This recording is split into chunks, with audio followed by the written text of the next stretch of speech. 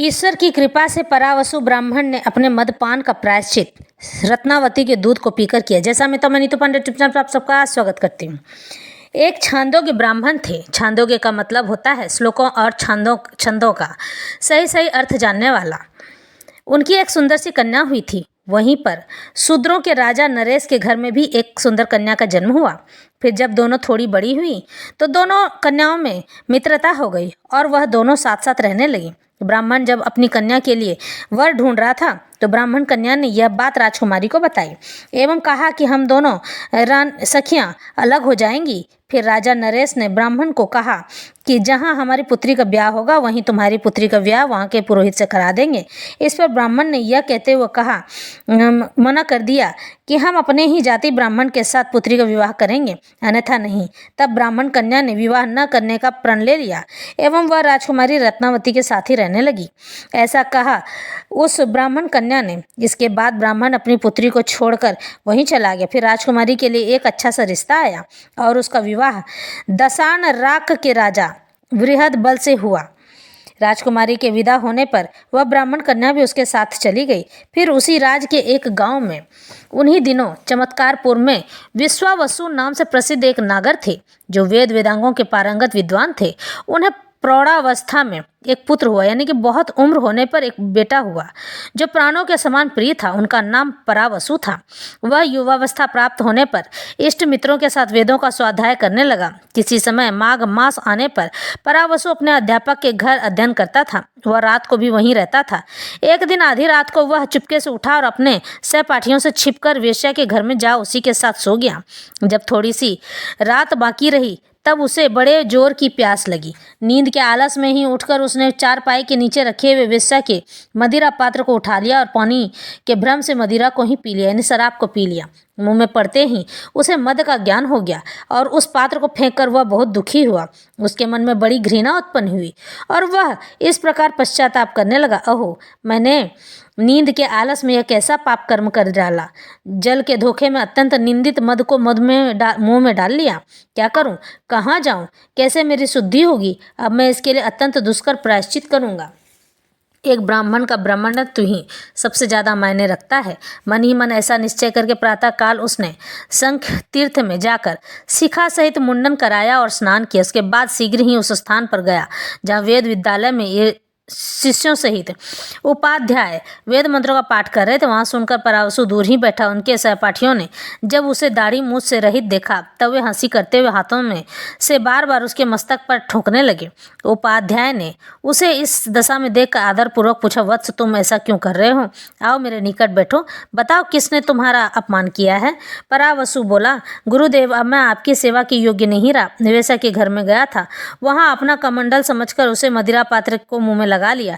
अतः मेरी शुद्धि के लिए मद पान का प्रायश्चित कराइए। तब गुरु के समीप बैठे हुए घृष्ट छात्रों ने उसकी हंसी उड़ाते हुए कहा, राजकन्या रत्नावती के स्तन पकड़कर जब उसके अधर पान करोगे तब शुद्धि होगी, अन्यथा नहीं। मित्रों, मैं संकट में पड़ा हूँ।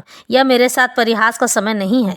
यदि तुम्हारा मुझ पर स्नेह हो तो अन्य ब्राह्मणों को बुलाकर मेरे लिए कोई प्रायश्चित बताओ। तब वे मित्र परिहास छोड़कर उसके दुख से दुखी हुए और विश्वावसु के समीप जाकर उन्होंने सब बातें बताई। यह सुनकर विश्वावसु अपनी पत्नी के साथ वहां आए और शोक से व्याकुल होकर बोले, हाय बेटा, तुमने यह क्या किया?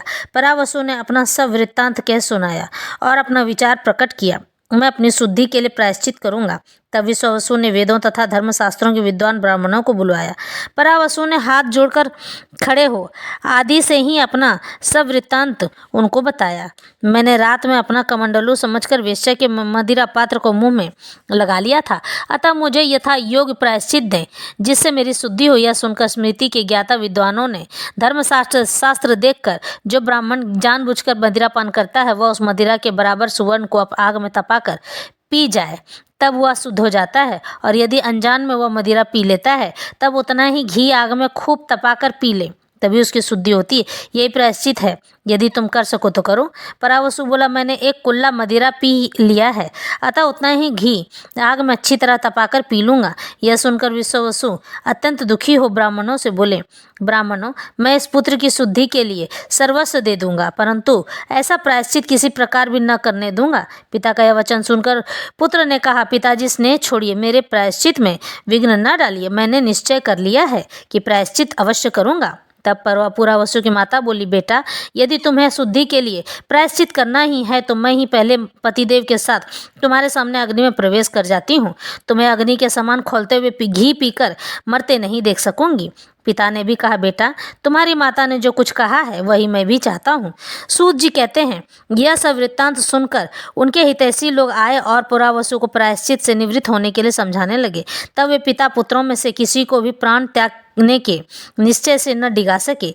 तब वास्तु पदार्थ तीर्थ में सर्वज्ञ भ्राति यज्ञ के समीप गए और पुरावसु का सारा हाल सुनाकर बोले, महाभाग, यदि इस ब्राह्मण की शुद्धि के लिए मदपान का कोई दूसरा प्रायश्चित हो तो वही बताइए, क्योंकि आपसे कुछ भी अज्ञात नहीं है। ब्राह्मण और उनमें भी विशेषता है। नागर ब्राह्मण जो वचन कहते हैं वह वैसा ही होता है, अन्यथा नहीं होता।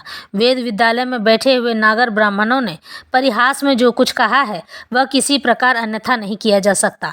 परावसु के मित्रों ने हंसी में उससे कहा था कि रत्नवती के स्तनों को हाथ में लेकर जब तुम उसके उदर का आस्वादन करोगे तभी मद्यपान संबंधी अशुद्धि दूर होकर तुम्हें शुद्धि प्राप्त होगी। वही उपाय इस ब्राह्मण के लिए सुखद होगा। महर्षि पराशर के मत से ब्राह्मण वचन को आदर देकर यदि उक्त प्रायश्चित वह करेगा तो उसकी शुद्धि हो जाएगी। ब्राह्मण बोले, यदि यह बात राजा के कानों में पड़ जाए तो क्रोध में आकर समस्त ब्राह्मणों का वध ही कर डालेंगे।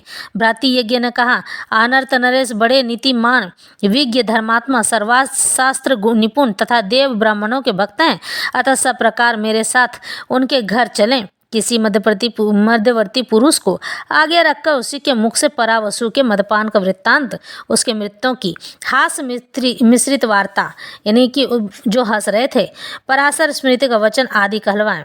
यह सब सुनकर यदि राजा ईर्ष्या और रोष से वसूभूत हो जाएंगे तब मैं उनको राह पर लाऊंगा। भ्राति यज्ञ की यह बात सुनकर सब नागर बड़े संतुष्ट हुए और उनकी प्रशंसा करके परम सूर्योदय हरिभद्र और भ्राति यज्ञ को आगे रखकर माता पिता सहित परावसु को साथ ले राजद्वार के समीप आए।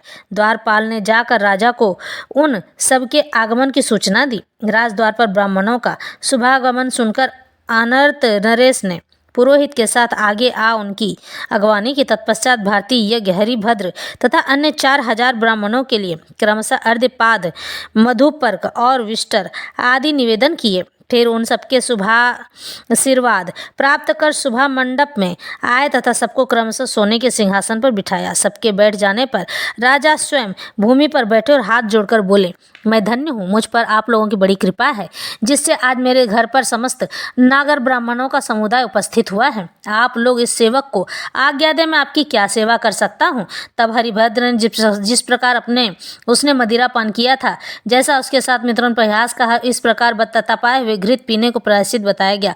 और जिस तरह सांत्वना देकर भ्राति यज्ञ सबको राजा के पास ले गए इत्यादि परावसु का सब वृत्तांत राजा ने आदर पूर्वक कह सुनाया। सब बातें सुनकर राजा बड़े प्रसन्न हुए और हाथ जोड़कर बोले, मैं धन्य हूँ, कृतकृत्य हुआ जिसके ऊपर 3 ब्राह्मणों की प्राण रक्षा का भार रखकर नागर ब्राह्मणों ने महान अनुग्रह किया है। धन्य है मेरी पुत्री जो मरण का निश्चय किए हुए 3 ब्राह्मणों के प्राणों की रक्षा करेगी। यह कहकर राजा ने उसी समय कन्या को बुलाया और कहा, विप्रवरों, आपके आदेश से मैंने अपनी इस कन्या को बुला दिया है।